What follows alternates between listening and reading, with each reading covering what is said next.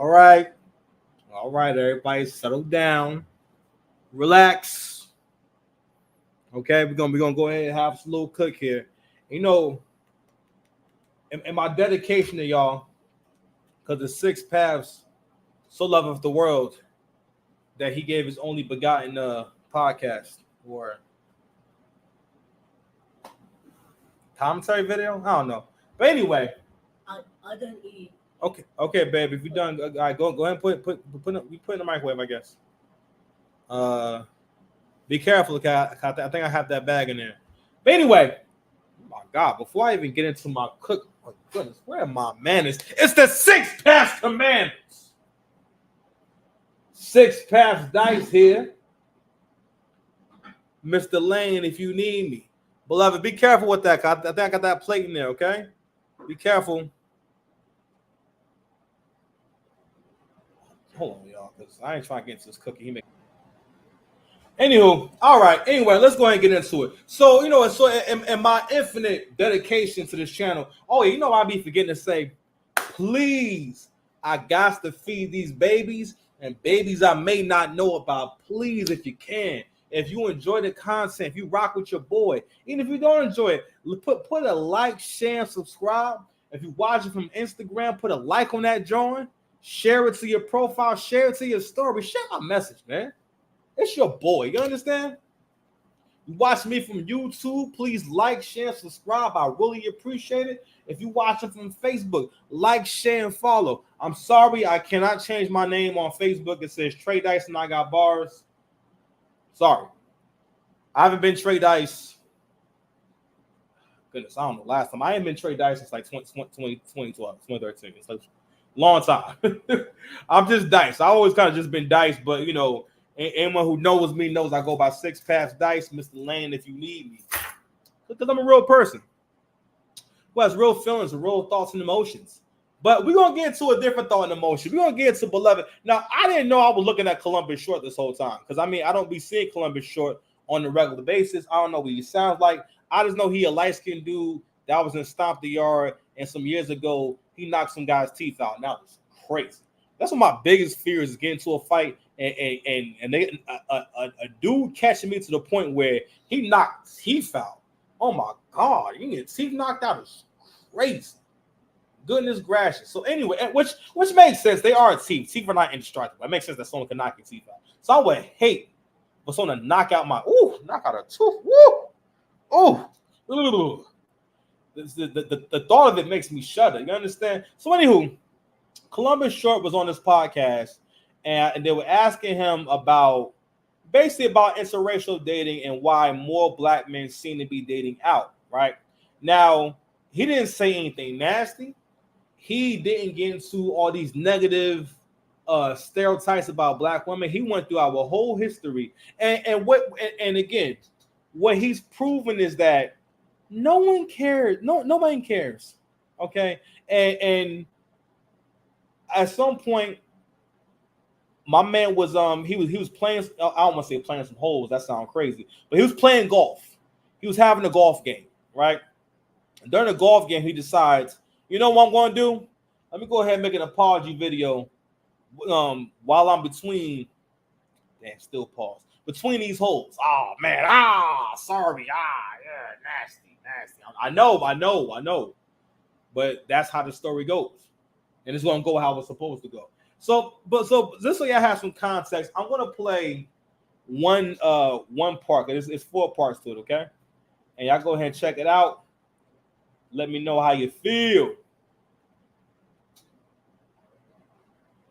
Because this is what they'll say. I'm about to get dragged. No, you're not. But you will. On my platform, I don't know if you see the comments, boy. But let me say this though: I get dragged every day. It's okay. Now. What I will say is they're about to tell me I'm trying to be white because my hair is blonde in a minute. So, but I'm going to say this because this is what the black woman will say. Don't you blame the man, though, for being an absent father? They made black women this way.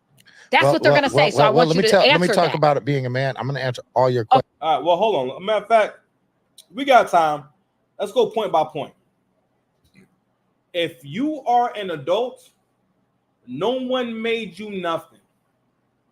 Okay, when 2 adults get together, unless someone forced you to do something, no one made you nothing. No one makes you do anything unless someone is threatening you, unless someone's physically threatening you or trying to rob you or trying to violate you, and it's an emergency. No one makes you do anything. And this is something that Black women feed to the world. That's bullshit. They feed to the world. All right. In terms of the explanation of why is this situation how it is. One of the reasons why Black women can't do self-correction, and people in general can't do self-correction, is because you're not open to the possibility that I was wrong and I made a bad decision, and you never learn how to forgive yourself. Not just say, I messed up and I'm living in my truth, but say, oh man, that wasn't good how I handled that. I made a poor decision there. In the future, I will be smarter. For the most part, what happens is most people, when they have a bad experience, they become the villain. Because in their mind, they problem solve for, well, how do I make it to where that never happens again? But the reality of life is bad things happen. All right?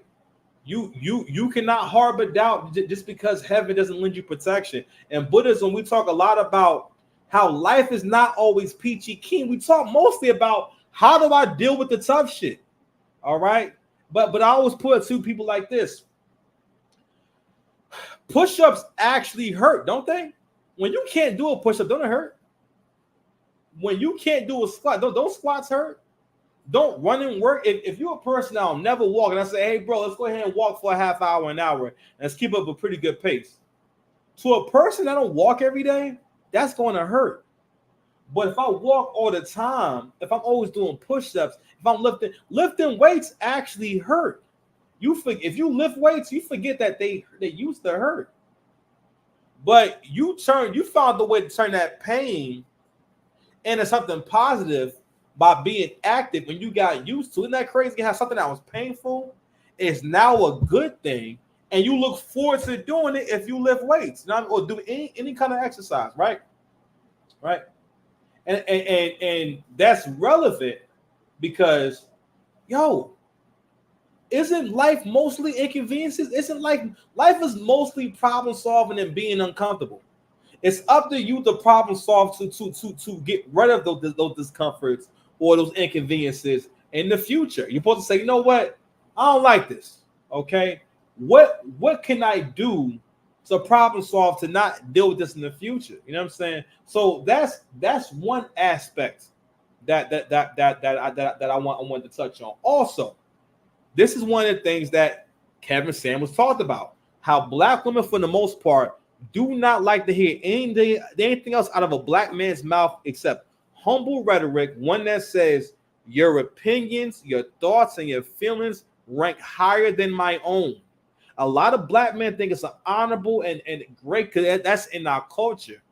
Bowing down is in our culture. Not telling the truth, lying it is in our culture. When the reality is, the man that she is the most obsessed with and loves the most is the dude that doesn't give a F about her. All right, is the dude that do what he want. All right, and you see my title. Columbus Short apologizes for offending the sisterhood and why Black women don't care. So anywho, let's go ahead and get back to what he's saying, because I'm just like, fam, shit is crazy. Okay. So let me talk about being a man. Our Black men, find ourselves in being able to provide and being able to protect. When we are denied the ability to provide, we feel less than. When we are denied the ability to protect, do you know what they used to do? They used to make families. Sorry, we're gonna go deep. I'm down. And me. I'm down. And me. I've already been dragged. So I'm gonna say this though, because this is what they'll say. I'm about to get dragged. No, you're not. But you will. On my platform, I don't know. Take the man and have him being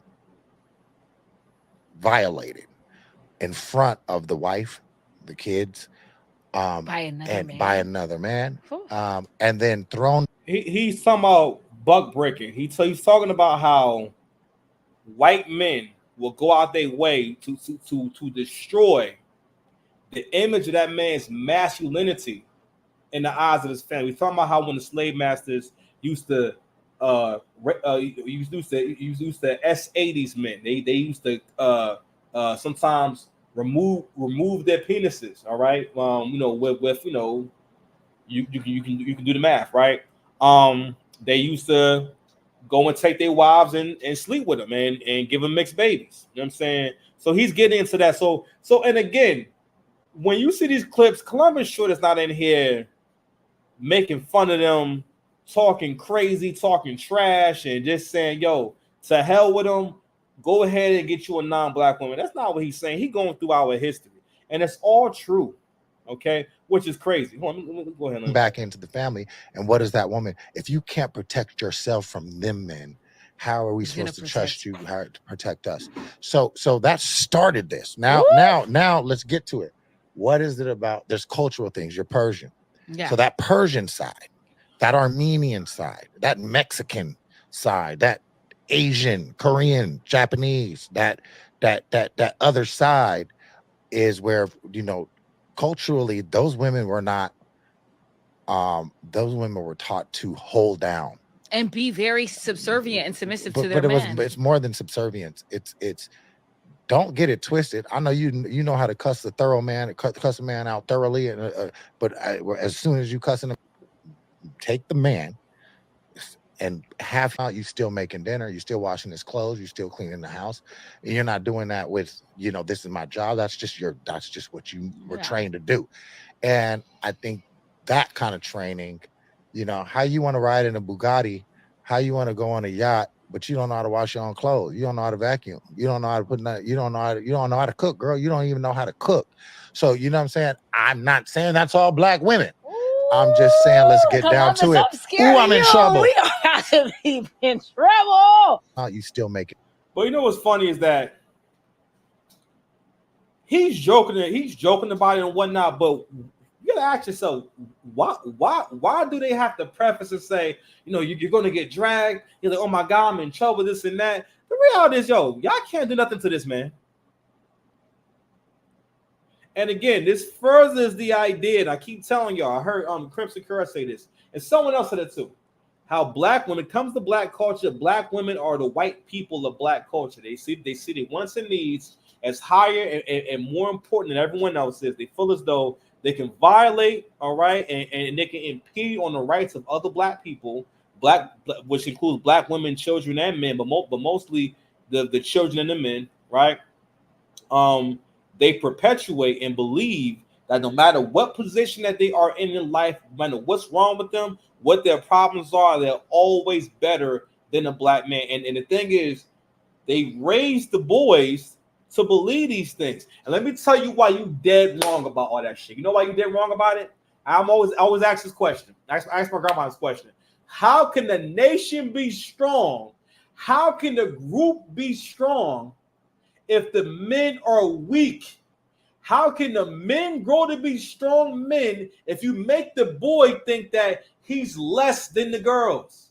He's not as smart as the girls. His feelings don't mean as much than the girls. What he wants don't matter. It's what the girl wants. I showed y'all a video earlier this week where this dude is telling men how to date. Shut up. We telling men what to do.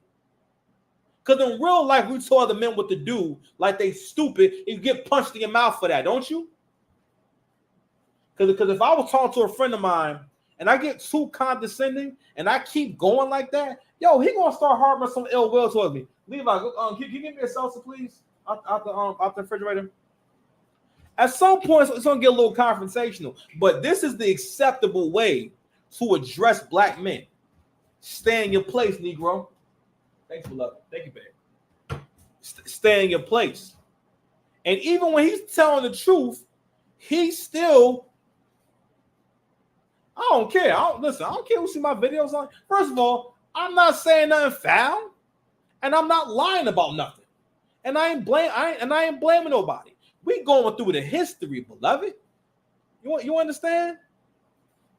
And let me go ahead and ask some more clarity because I know non-black women It's not about no one being raised to be subservient, and that's another thing too. These words that are synonymous with slave. You know what's crazy about using words like subservient, all this type of stuff, and we gotta say the word submissive like it's nasty or like it's bad. Okay, that's a woman's natural place, bro. Because if you're around a woman, what does she want you to do? She wants you to lead. Does she want you to be stupid or want you to be smart? She wants you to be smart when it benefits her. Does she want you to have as much money and more money? Yeah.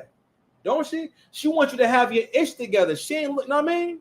She wants you to be stronger. If your woman found out that she was stronger than you,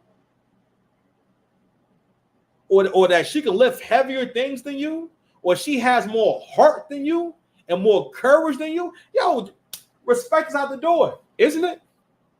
So what is all this weird shit? This is weird, bro.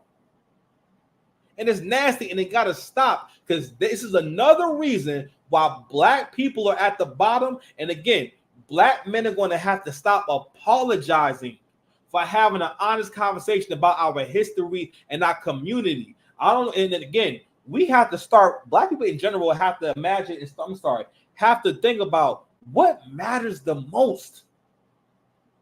What matters the most? And for the most part, listen, it is so discouraging. I heard Crimson Cure say earlier, like, yo, reading these comment sections and being on social media is so discouraging, because it's crazy how so many of you think this way. So many of you are lost. So many of you don't realize you're losing, all for the sake of being able to talk shit.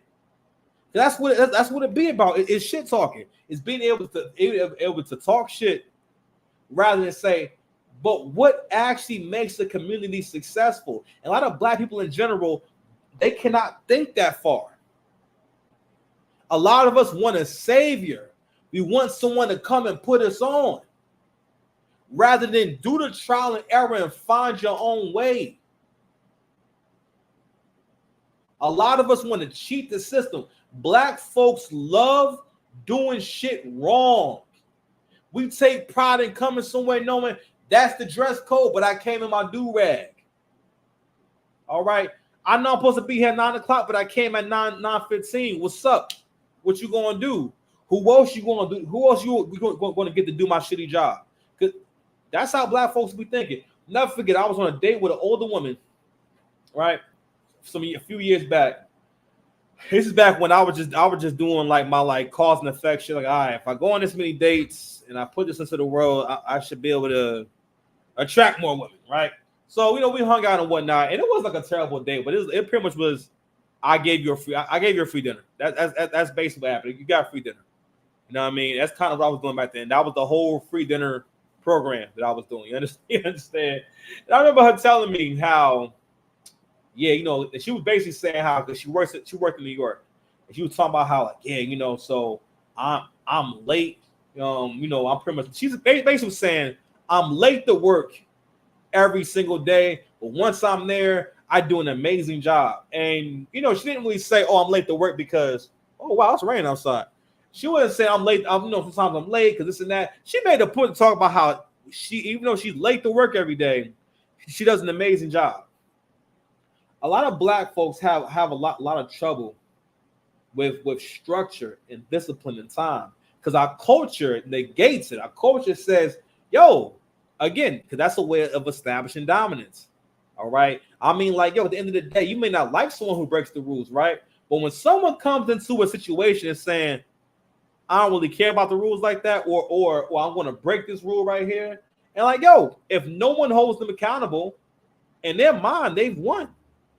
That is our culture. Let it sink in.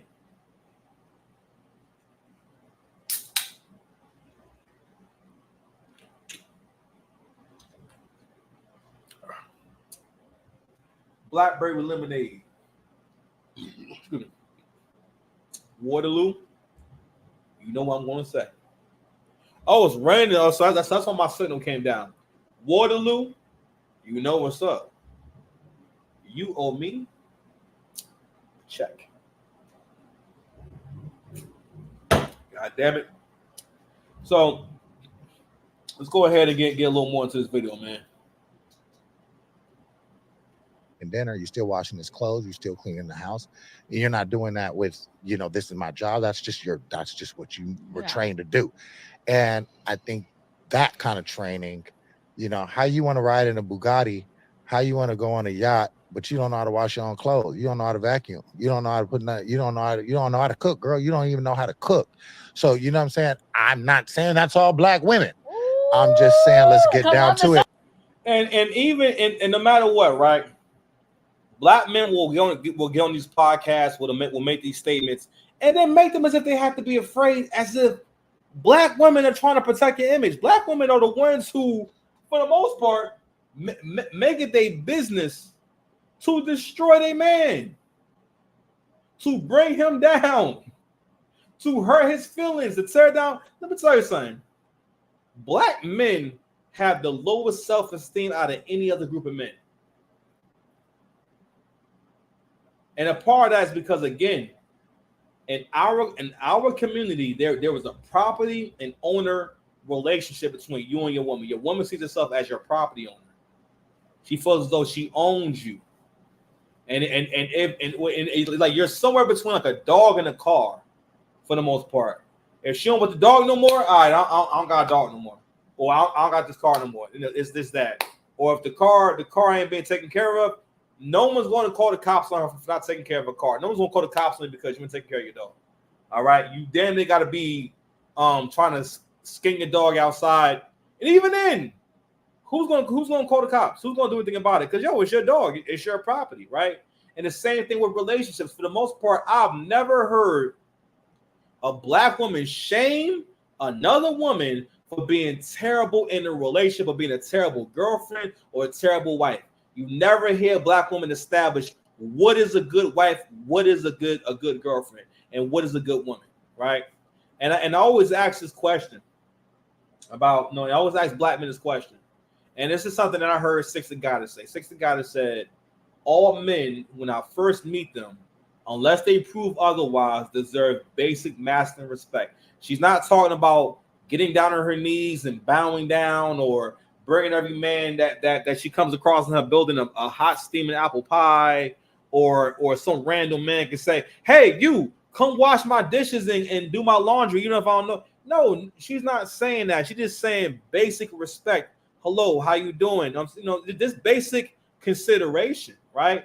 For the most part, if we think about what black women say when they get the mic, they're not trying to build up the image of black men. Every time black women have the mic, it's always niggas ain't shit.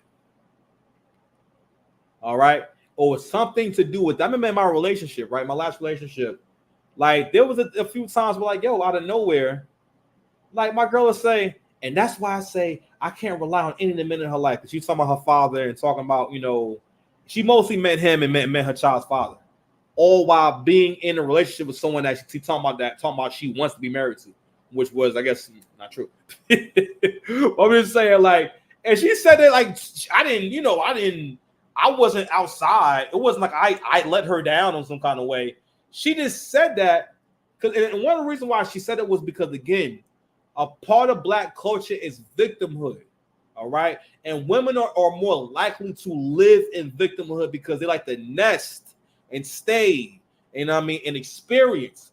Women love to experience things. That's why women like drama. They like to hear about gossip because they get to experience the drama and not be affected by it. That's why gossip is like, women gotta have a little gossip. That's why women used to love watching these stories, because they get to watch bad stuff happen to other people, and they don't have to be the person that it happens to. All right, like you always can get a woman's interest by telling her about some issue that's going on with someone else, or it could be going on with her.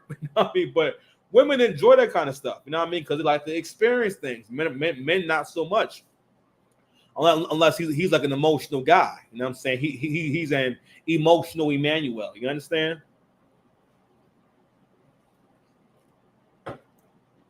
Let's go ahead and fast forward to this apology real quick. All right, pardon me.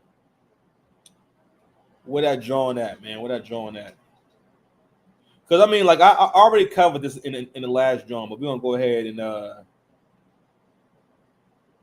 get to this drawing right here. This shit right here, boy. Hold on, y'all.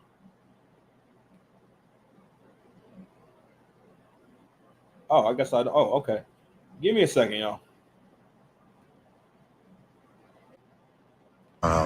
I woke up Here we to go. a lot of comments about a podcast I did last Friday, and I realized that I seriously offended my black women in a way that was not intended. I think that clip. Let me go ahead and say this real quick. Even how he's saying it, like I offended my black women. We gotta sit here and really analyze that, right? I offended my black women. I'm like, fam, they don't see them. Basically, what he's saying in so many words that I offended my master.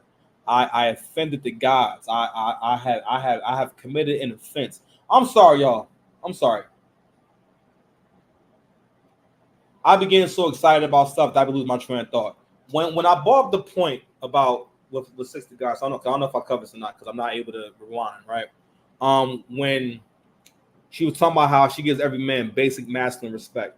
I always ask men, yo, when you were growing up, did your mother ever sit down or go over or talk to you about what makes a woman a good woman and ever told you you deserve a good woman, make sure you get you a good woman? Or did she ever say to you, you deserve masculine respect no matter what? Or you deserve just basic respect? Every time I've ever asked the guy that, every time I've ever asked the black man that, he always says no. The answer is always no. And I've talked about it, and I'm always going to go over these things because black men need to hear it. Because you can't be strong that way, bro. You can't be strong and also think that you ain't shit. That's the same way that if I think I'm weak, right? How would I ever get stronger if I think I'm too weak? So, for example, right?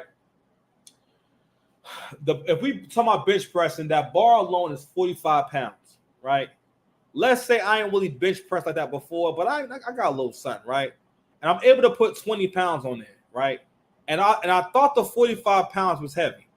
So I put the 20 pounds on, I'm like, oh man, it's kind of heavy. If I get it in my mind that I am too weak to basically keep up in the weight every month or two and whatnot, right? And keep going up. If I think I'm too weak, how would I ever do the work to get a better bench press? If I think I'm too weak to listen, when you're doing push-ups, right? They hurt. You get the way you can do 50 and 60 and 70 or 40, pretty much getting past 20 by pushing yourself past the first 20 and doing an extra 5, and you stop at what they call failure. Going to failure on your rest, basically pushing to where you can't go no more. Or where you feel so, all right, if I don't stop, I'm going to drop this, or I don't stop, I'm going to hurt myself, or it's starting to get real heavy, all right? Or I'm starting to feel real heavy, or I feel as though I should stop. That's when you stop, right? That's when you stop. But you'll never do the work. Excuse me. If you have it in your mind that, oh, I'm not strong like that guy over there. That guy's strong. I ain't doing that shit. I'm going to go ahead on this machine. And just like that, you put an instant ceiling on what you can accomplish. And that same person could be someone who could possibly, if they keep working, everyone has a different kind of potential. That same person may have an insanely strong core. And they may be someone that if they work real hard, and in the next couple of years, they can go from benching 45 pounds to almost 300 or 270. You know what I'm saying? A couple of years. But if they have in their mind that I can't do no better than the 45 pounds because I'm too weak, or I'm just not built that way, or I'm not made that way, he's made that way, then what will he accomplish? Probably nothing. Nothing remarkable. That's why this conversation is also important, is that the black community, black men and women alike, they feed into the idea of, no, black men are nothing. Black men have to constantly be trying to prove that we're human beings and we deserve to even have life. We deserve to even breathe. I know that might sound a little bit extreme, but son gotta give, man. Son gotta give. Because it's even to the point where Like the other day, I shared that video of the guy basically telling black men how to date and everything. At one point, he talks about, so when you're on a date, don't talk about yourself. You know what I'm saying? Even if it's about you, even if she asks about you, redirect it towards her. Make her talk about herself and everything. It's all about her. You don't think men have not tried that? That doesn't work. If she like you, she like you. But you get black men trying to encourage other black men. No, just keep worshiping. Then maybe listen. I had a homegirl. You know what I'm saying? Who was on? You know what I'm saying? Who had a relationship and everything. And when her people was away and everything, she wasn't making this dude whine and dine her and whatnot. Listen, she had her a few little friends, and you know where they were smashed at? They were smashed in the back of her car. This dude ain't taking no way. He ain't doing nothing for it. They were just getting it in, and it was getting it in with no condom. Okay, I'm just saying, like I keep saying, women charge different men different prices based on who you are. It's a crazy game. But don't tell someone that if you just keep giving somebody what they want, one day you'll get what you want. Okay. That is a slave property mindset that you have when you think like that. But anyway, was taken out of context. I know that was clickbait because the full answer to the question, which was, why are black men dating outside of their race, marrying outside of their race? And my answer was lengthy, but that clip was sizzling, I guess, and should have been smarter in not falling into those traps. But the real answer was I was talking about the new generation and social media and the entitlement and how, being raised by a single black woman, as millions of us others were and have been, the absentee father, the absence of a father in a home, forced black moms to address something this morning. I woke up to their young women and their young men, be independent. You don't need a man. Do it. You could do it on your own, which then as us being grown now, black men only knowing how to provide and protect. And when that's removed, kind of finding our space and what that means for us, it was deeper than that answer. And I am truly sorry if that offended anybody. I wish it was taken in context, but my opinion is not always necessary. They're young women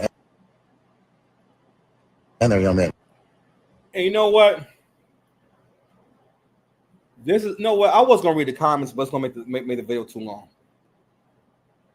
Here's one more thing that goes on in the community. Black men don't know how to have their own thing and be their own thing and advocate for themselves. And if someone asks you about you, it's just about you. Because let black women tell it, white men love them. Now, you know what's wild about the conversation about dating other women? Don't black women support and celebrate when a black woman gets a white guy? Just recently, right? Wasn't there a tweet going around about where this white billionaire said basically black? Hold on, matter of fact, let's pull it up. Exhibit A.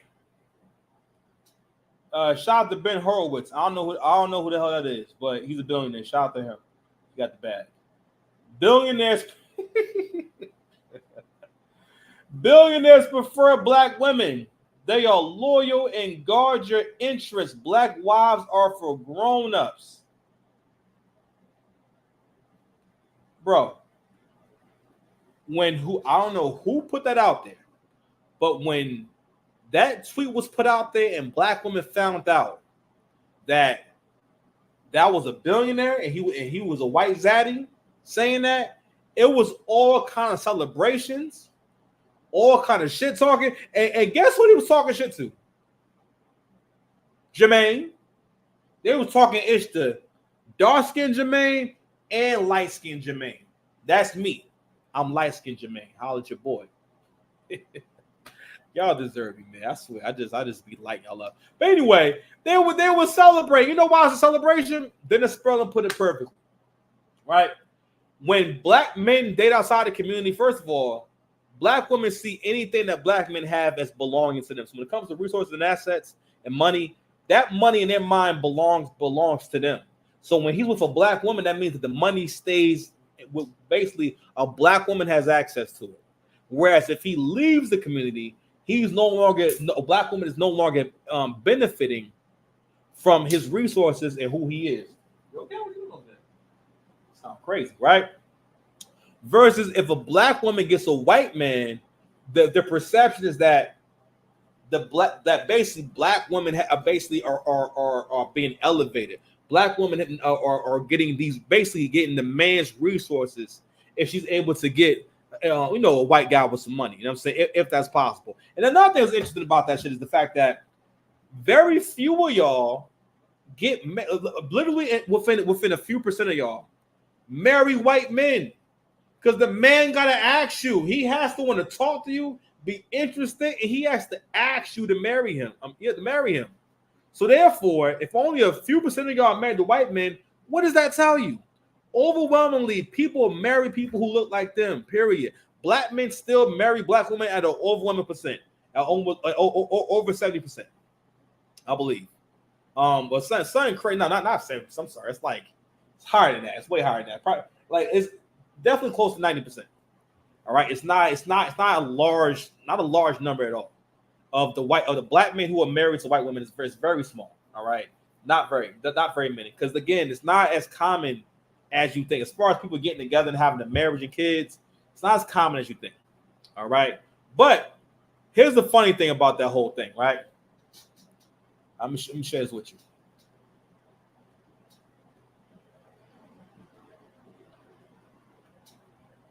Can you read that? Do you see now? Do you see now? Beloved said, I never said that. I never even spoke to the woman who originally posted it.